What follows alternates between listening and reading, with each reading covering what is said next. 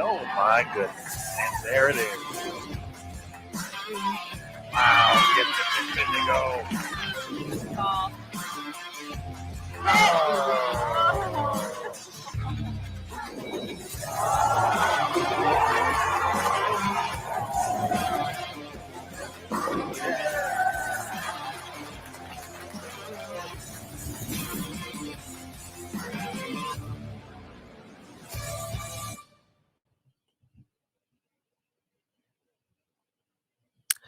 Hello again, everybody, and welcome back to Bowl TV for the 2021 PWBA Summer Classic Series. We are ready for A Squad qualifying at the International Bowling Campus Classic.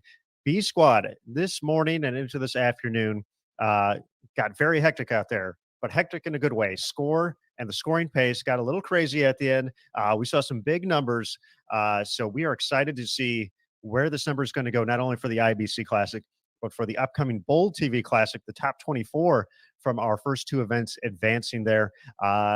It's going to be a long, long wait for a couple of players to see which events they may or may not be making the cut for here. But A Squad, they have their 9 games. They are ready to go. They're on the lanes, and warm-up is done. So as we meet the Bowl TV team joining us here today, let's go out to the lanes. And the good folks behind lanes 1 through 4 here at the IBC Classic. So, everybody, my name is Aaron Smith with Bowl TV. Pleasure to be able to bring this broadcast to you. First and foremost, let's meet Matt Canizaro, who's sitting just 3 feet away from me. Hi, Matt. Hello, sir. How are you? I am doing excellent. The scoring pace kind of got a little crazy at the end there, and crazy's good. It's just a very unique situation with 2 events kind of working in one at the same time. But one player who is in a very good position right now is Stephanie Zavala. After kind of the heartbreak of getting out to the strong start at the Go Bowling Classic, missing the cut to the top 12 after rolling a 300, once again was 121 over after 2 games, did not make the cut. She came back today and rocked it. She got out of the gates fast. She averaged 250 the first 4 games, managed to take the overall lead. She's sitting in the top spot for both the Bowl TV and the IBC Classic right now. I know you got a chance to talk to Stephanie. Tell us a little bit about her mindset kind of after that and coming back here kind of with a fresh start after the Go Bowling. Well, it's definitely something that she may not be very used to early in her career, right? She's had very quick success coming out of college, a couple of victories. So it's easy to get caught up in thinking, that's the way it's always going to be. But I think realistically, she knows that there's going to be probably more downs than ups at times. And it's how you handle those moments that will be important in your longevity in this event, this sport on the PWBA tour. But she said she took the time to be mad, which that's a very mature outlook, of course, and then she let it go because it's over. There's nothing she can do about it. She got some rest, got a long nap yesterday, just doing the things to recharge and get ready to come in to a whole new event. And that's the thing that you mentioned. It is a new tournament right now in a way. It's a 3-1 for these players, so you have to put that one past you. She knew she did okay in the bigger picture, which is the Bowl TV Classic. So to be in position for that, but also knowing that she needed a big day today and to go 200 or 250 over on a completely different oil pattern certainly ended up being very possible. But you just come in, you aim to do the best that you can, knowing that maybe it's time to press a little bit because the first event didn't end quite how she had hoped, especially with the 300 in there. But it did not sound like I was talking to somebody who just finished college and is just fresh out onto the PWBA tour. So it easily could have been a conversation that we had with Liz Johnson or Kelly Kulik or any of the other longtime players who have experienced these things and the ups and downs for many years. Well, Matt, that exact number for Stephanie, when it was all said and done, plus 278, which is a 230.89 average for 9 games across a challenging 38-foot condition. A couple days ago, someone said Stephanie Zavala was going to shoot plus 275 or higher. It took us an extra tournament to get there, but he called the number, so you got to give him credit there. Let's go into the ITRC and welcome in Curtis Von Kruger. I'm always a step ahead guys. There you That's all go. I'm saying. A visionary, seeing I- ahead into the future. A visionary. My vision is scary. Polluting the airwaves. I'm a rebel. Anybody know where that's from? Yeah, it's going to be interesting. 278. Stephanie finished, so she's well within the number. But yeah, a lot of people, like we said, fire off some pretty big numbers that last game to push the top 24 number up pretty high. So you're looking at players like Shannon O'Keefe, who had a big day, shot 170 plus. But that first tournament looks like it might shoot her in the foot. And she's out. She's very much in risk. I do not think Shannon O'Keefe is going to make the top 12. I think the number is going to be 189. I think Danielle McEwen sneaks in. But Shannon O'Keefe might be on the outside looking in as far as the top 24. Because you just have a lot more players that had really good days yesterday being able to come in and have a fresh start today. So, whereas the previous block, we saw pretty much none of the players who had successful first tournaments had a good day today. So it's kind of like the roster inverted itself for this tournament. So I'm interested to see who can build on the momentum they actually had and not let the moment get too big for them. A bowler that I expect to do that fully is Dasha Kovalova. I expect her to come in here and have a really strong day. Another bowler I think will also have a good day today is Diana Zavyalova. Those are my two bowlers I'd like to keep an eye on. Diana had a big disappointing end to her block. Her match play block yesterday was in the number, shot a big bad game 5.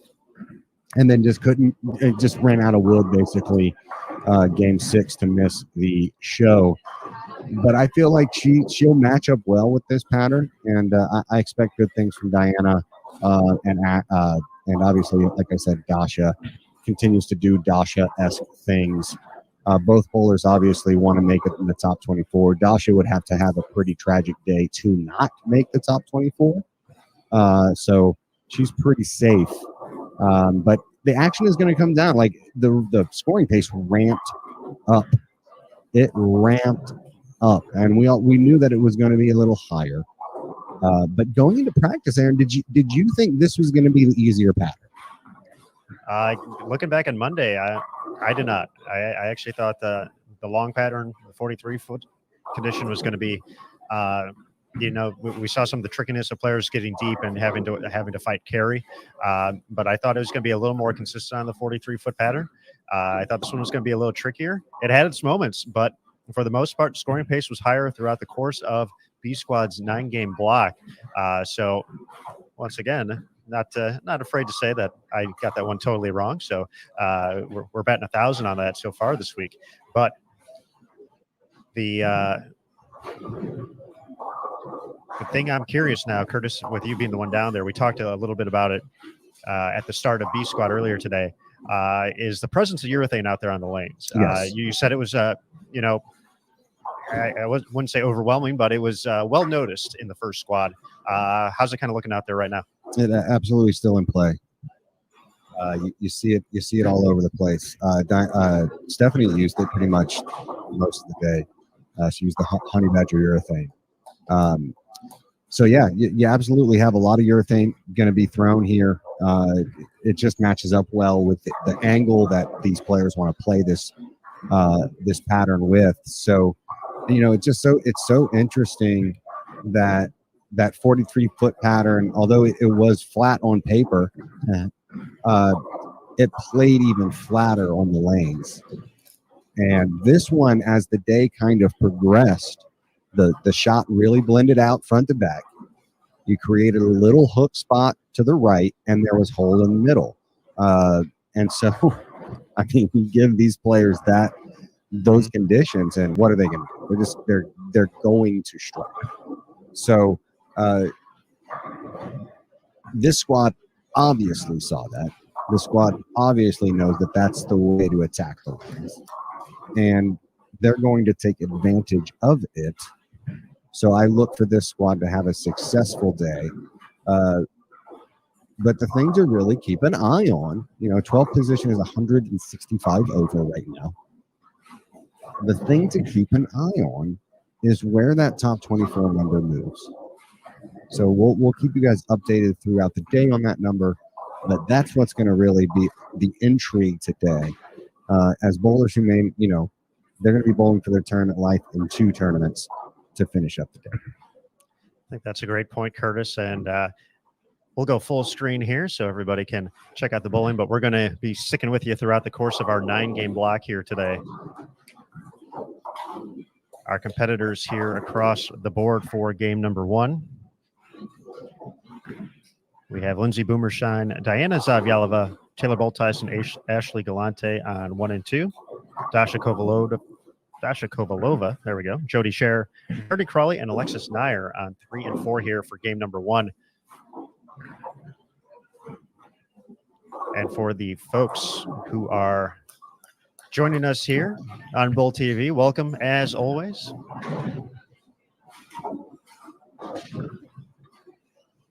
It is great to see you. We had a short break after B Squad wrapped up, but back into things for A Squad. And for those of you joining on Facebook and YouTube, this is a Game 1 sneak peek. So after that, we will be heading exclusively over to bowltv.com, but we certainly hope you join us for the rest of the day. Once again, we're going to go from 56 players in this field down to the top 12 through both squads, 28 players on the lanes for each of the 2 squads today. Top 12 will advance to match play, which will take place tomorrow. They'll bowl 2 rounds, 6 games apiece, and then total pinfall for 21 games, including bonus pins in match play.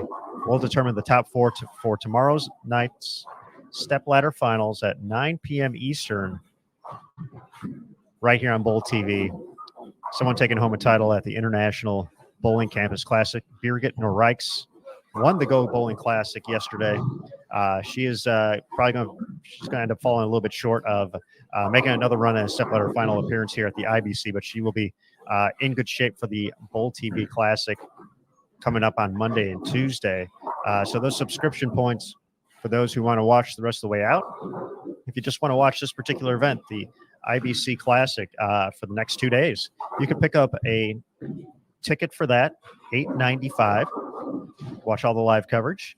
Or if you want to watch the rest of the Summer Classic series, which includes, let's see, we got another 5 days straight of bowling, 3 events, 3 stepladder finals. That's $19.95. Or you can go a recurring subscription route, pick up a monthly for $9.95 or an annual for $79.95. Transaction fees do apply for for all of those. With the recurring, you do get full access to Bowl TV, so not only the live event coverage, but the archives, the on-demand content as well. And then if you're looking for, the opportunity to watch a little more PWBA, especially that monthly recurring subscription right now, makes a lot of sense. You'll get 2 additional events past the Summer Classic Series. You'll get the Spokane Open taking place August 19th through the 21st, and then the U.S. Women's Open, the second and final major of the season, August 24th through the 31st. So some things to check out.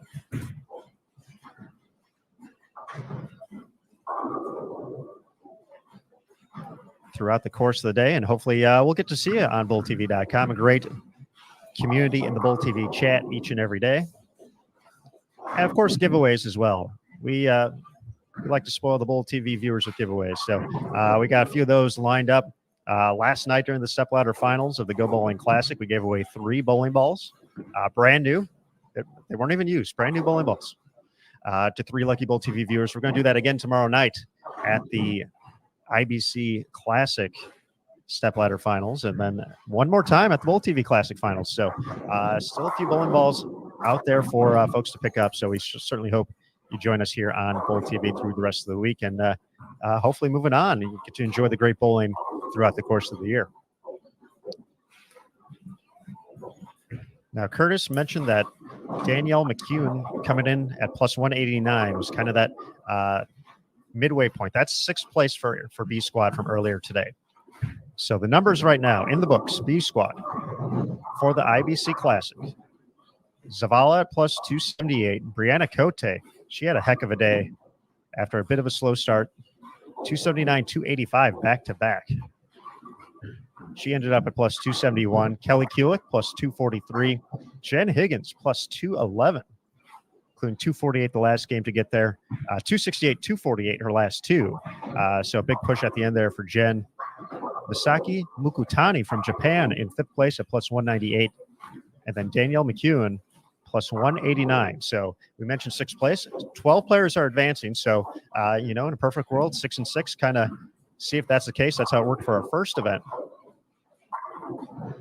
So Danielle in 6th place, plus 189. Stephanie Schwartz at plus 187. Shannon O'Keefe, plus 174. Sandra Gongora, plus 173. Tanya Ramanpour, plus 171. Brianna Clemmer, plus 166. And Rocio Restrepo, plus 165. So you can see how close all the scores got there. There were a lot of big games down the stretch. So we'll see if that continues here. But looking ahead to the Bowl TV Classic, and we're talking about 2 events in one here. So just kind of a recap of what's happening. The Bowl TV Classic is the culmination of the Summer Classic Series. The 56 players in the field here who qualified for this event. Only 24 will make it to the Bowl TV Classic. That is based off of your 18-game pinfall totals from your 2 qualifying blocks. Your 9 games from the Go Bowling Classic and your 9 games here from the International Bowling Campus Classic. With B squad in the books, 18 games. When you kind of look at that 12th spot from B squad, it's right around plus 200. It's specifically plus 197, Sydney Brummett. So that's kind of another number you want to be keeping your eye on throughout the course of the day. We're going to be talking about it, so we'll be referencing which event we're talking to. But some of the key players that are outside of that mark for B squad on the, essentially, just 12-12, splitting it down the middle for right now. On the outside looking in from that, Jillian Martin, plus 186. Julia Bond, plus 166. Tanya Ramanpour, plus 138. Brianna Clemmer, plus 117. Missy Parkin, plus 114. And then Shannon O'Keefe, plus 103. So depending on how this block hits them, there is a lot on the line for a couple of these players looking long-term for the season. We mentioned Julia Bond just missing the show at the Go Bowling Classic, bowled phenomenal, had a bit of a rough day today. Could have saved the tournament and the chance of the Bowl TV Classic by rolling 299 in Game 7 earlier today. She's on the bubble. She's leading the tour in points right now. Sitting second in points entering the Summer Classic Series with Shannon O'Keefe. She's going to need a lot of help from A squad to make the Bowl TV Classic. Missy Parkin has got a couple pins on Shannon, but not too many. She was in 3rd place on the points list. So all very close here. The one player who could benefit the most from this is Dasha Kovalova, who finished 2nd at the Go Bowling Classic, and by virtue of leading qualifying, already in a great spot, plus 229 overall. So, for her, if she can find a way to essentially average 200 for the day, she's going to be in a good spot regardless. She's going to be moving on to bonus bowling on Monday and Tuesday. So those are big things to keep an eye on. We mentioned Brianna Clemmer as well. She's on the outside looking in for B squad. Stephanie Zavala leading right now for the Bowl TV Classic. They're in a heated race for Rookie of the Year. So Clemmer started this event ahead in points, but not by much. Zavala in a position to make a top 12 here at the IBC Classic. And then she's leading the Bowl TV Classic, so she's going to be bowling on Monday and Tuesday. So just a lot going on here, and it's going to be exciting just to crunch the numbers down the stretch. That's going to be the crazy part as we're watching live scoring and we're watching every pair in play here on Bowl TV.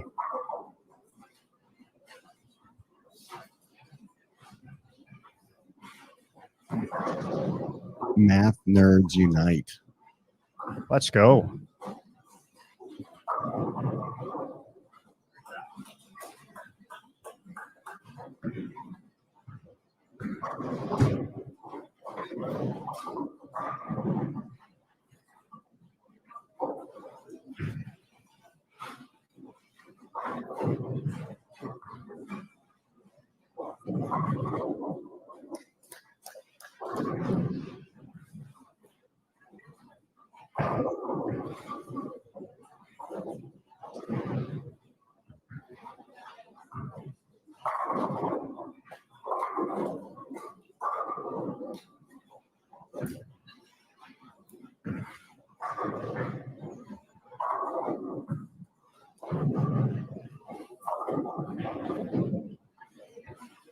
Curtis, I did want to let you know, I finally came up with an answer to that great question you posed to the Bowl TV community at the toward the end of the first block. You asked, I believe, what 3 players would you want to defeat to win a title, running the step ladder, essentially, and pick players from any era. And I had to think about it for a while. Yeah. I really had to think about it for a while for how I would want to do it. And I figured it out. All right, let's hear it. And I'm going more back to an era. So it's going to be the mid-1990s all of a sudden. All right. Oh, I love it. You know, that's my era. It's going to be the mid-1990s. I would like to start off with a victory over Patrick Healy Jr.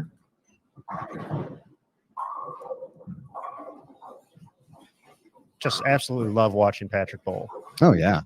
Phenomenal player. One of the best international and amateur bowlers the sport's ever seen. Follow it up with a victory. Once again, we're staying in the mid-90s.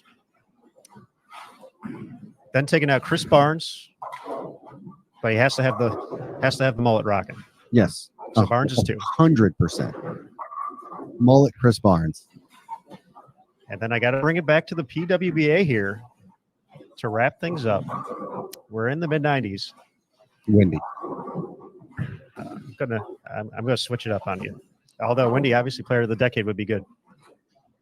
Tammy Turner. Oh, come on, Tammy Turner. What reasoning? There's a lot of great content in the vault here on BowlTV.com that features a lot of shows from that time, some Team USA stuff as well, World Team Challenges, and there is something about Tammy Turner's game. I know she battled some injuries, and she had that great comeback win at the U.S. Women's Open back in 2009. But her game, watching those videos from the mid-90s, watching what she could do to a bowling ball, especially out there on the women's tour, was just so phenomenal, and it was so effortless.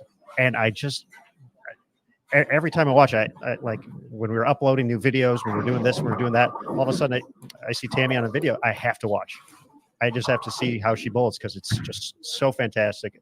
Such a big Tammy Turner fan, and that would be a cool experience to be able to not only bowl with those 3 players, but to somehow find a way to get through that step ladder. Yeah, that's a nice little step ladder right there. It's an unconventional one. You know, a lot of people went with the really big names, the goats, if you will, and nothing. Those are 3 amazing players. Would be fun to watch. To be fair, it'd be fun to watch them bowl. Not so much me, but hey, I mean, if you're beating them, it's fun. lightning in a bottle. Hey, sometimes that's what it takes. Taking a look across the board here with live scoring. Daria Payuk starting with the front 7 for a spare in frame number 8. She has that, as somebody in the chat put, she has that Diana Z ball reaction right now, which wasn't a bad thing.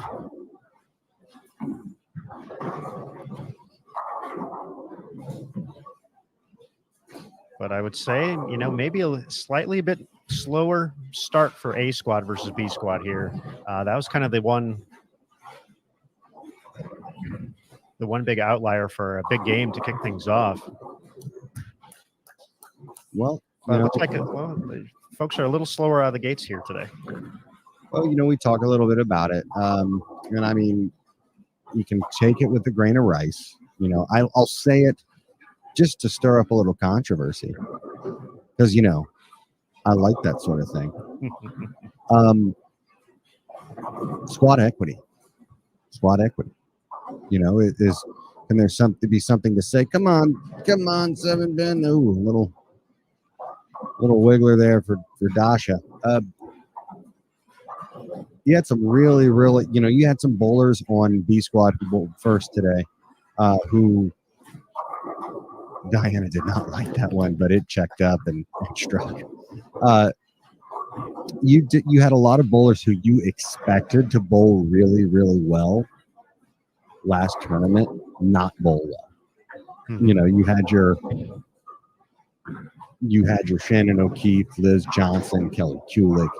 Those names did not perform, and so, you know, it kind of evened things out. And now, you know, those bowlers bowled really well.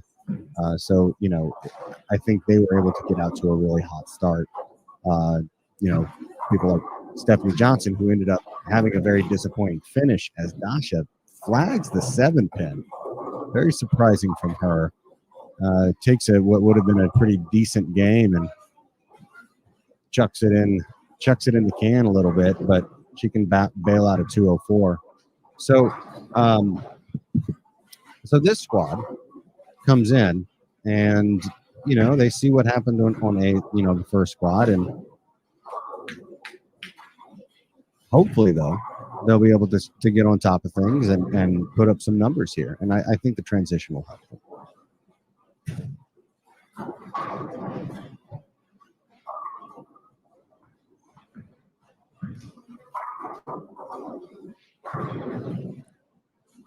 Lindsay Boomershine gets him to tumble there. She can still get to 223. Yeah, she had a brutal and blower 7-10 in the 8th.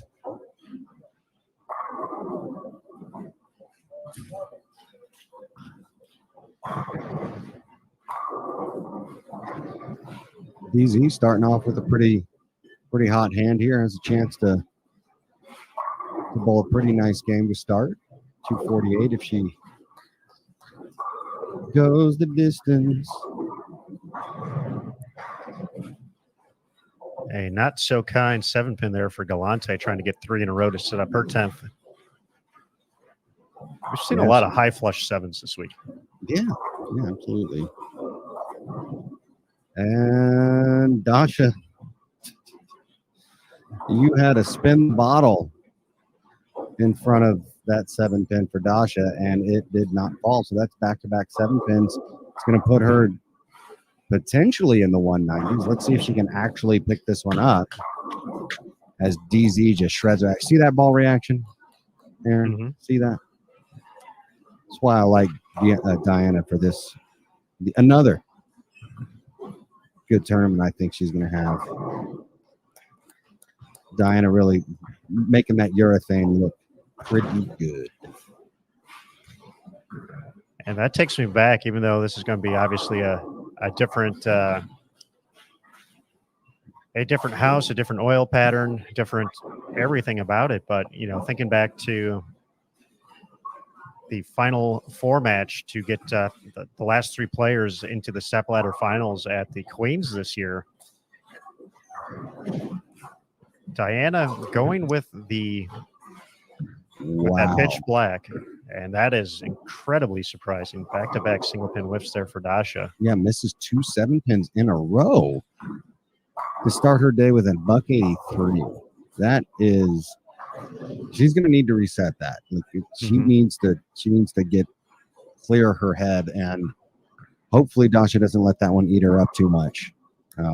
Disappointing start there for Dasha, but yeah, no, DZ, you know, throwing the pitch black and just making it look easy.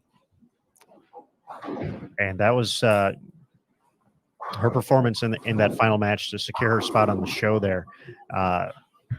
You could see the comfort level she has throwing that ball, and kind of that particular part of the lane too, playing up the boards, having to be pretty spot on with it. It was a masterful 3-game performance to earn a spot on that show. So the comfort level is up there doing that, and she's taking advantage here in the early go and putting together some strikes. Yeah, you see a lot of fast pitches, a lot of pitch blacks. You see a lot of urethane. So, not a big surprise. This urethane seems to match up well on this pattern very early here, and I don't think that's going to change too much. As looks like Daria is going to fire off a nice one to start her day.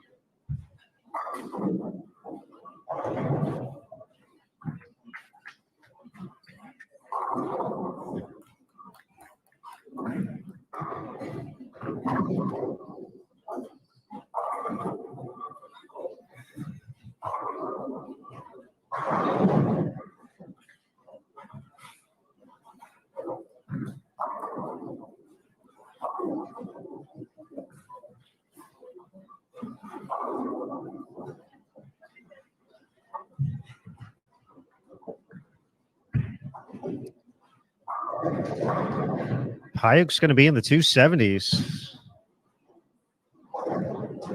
Just that 1-7 spare in the 8th frame, 277 with one more strike for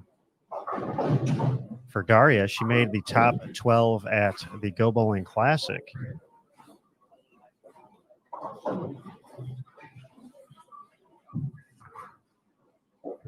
Yeah, she put together a pretty decent run there toward the end. She was 200 out of the show and got within 60 something after a few games, and it looked like she might make a valiant charge, but ended up kind of just falling a little bit short there. Bowled Diana in the position round, but still a great tournament for her. She's been bowling really well the last few weeks, and so it's really nice to see that. That's a player who's had some struggles, over the last couple of seasons. She's battled some personal demons. There's a flat 10 there for Diana. It's going to drop her down there in the 220s.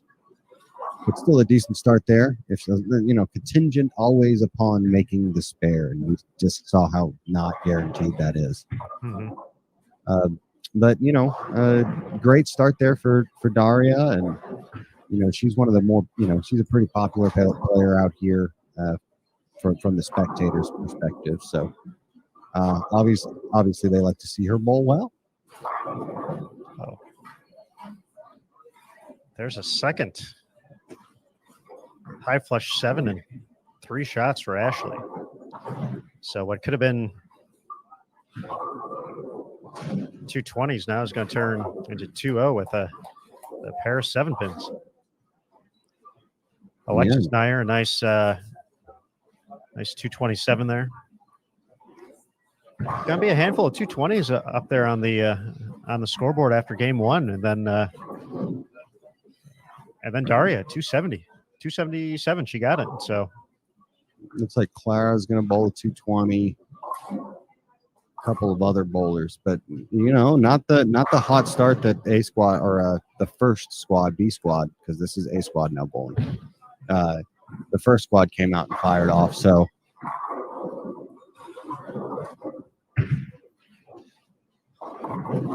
and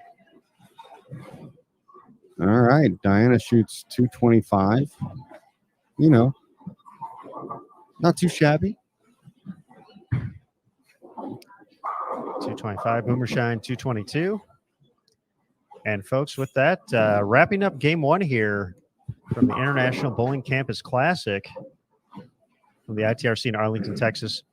As we mentioned a little bit earlier in the broadcast, at the end of game one, we're going to take down the streams on Facebook and YouTube. So bowltv.com will be the only place to continue to watch the action here from Arlington, Texas. So we certainly appreciate everybody for swinging on by and hope you enjoyed this live look in here on this 38-foot condition as these competitors try to make the top 12 here at the IBC Classic and then the top 24 at the Bowl TV Classic. So with that, we're going to take a quick break to reset. So everybody on Bowl TV, hang tight. We'll be right back with game two. To all the folks on Facebook and YouTube, we certainly hope to see you over at Bowl TV. For the rest of the way out, come interact in the chat. Great Bowl TV community. Giveaways as well. All that and more, along with the great bowling from the stars of the PWBA Tour. So be sure to check it out. Folks, we'll be right back.